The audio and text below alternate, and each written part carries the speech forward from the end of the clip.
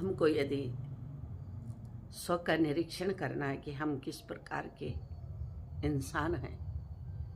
तो हमको आत्मचिंतन करना पड़ेगा, विपासना,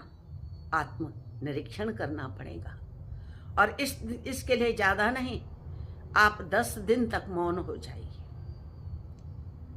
सारी क्रियाएं करें घर में, जो दैनिक जो पूजा पाठ योग ध्यान जो भी है, लेकिन मौन रहे। और ध्यान लगाओ तो इतनी गहराई से लगा अपने आत्मा के भीतर, जैसे स्वयं ही उतर गए। और फिर सोचो, ये विपासना कहते ही आत्मनिरीक्षण के लिए। फिर सोचो, फिर देखो, आनंद में डूबो कि परमात्मा हमारे ही भीतर है, आत्मा हमारे परमात्मा का ही स्वरूप है, अंश मात्र भले है, परंतु यदि हम इसको विस्तार से देखना चाहेंगे तो ये हमें आत्मा ही परमात्मा तक का हमें यात्रा करा देगी। और जब यह भाव हमारे भीतर आएगा धीरे धीरे जाके, तो जीवन में जितनी भी हमसे गलतियां हुई हैं या हमने किसी को बोल दिया है, कोई घटनाएं घटी हैं, वो जो हमारे भीतर होती है ना, धीरे धीरे धीरे 1 दिन 2 दिन 3 दिन 4 दिन ऐसे करके 10 दिनों तक हमको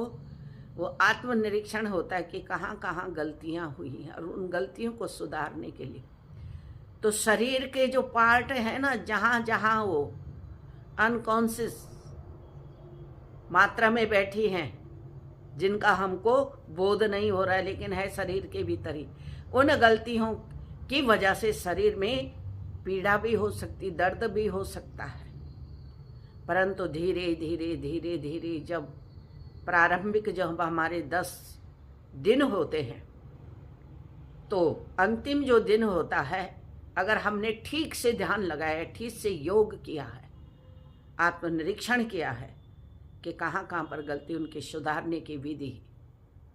और उनको बाहर करने की विधियाँ, उनको बाहर कर दो, बोल दो। जिस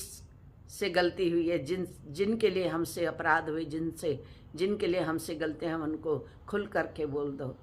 कि अब हमारे मन में आपके प्रति कुछ वो तो नहीं है, हमें क्षमा करना,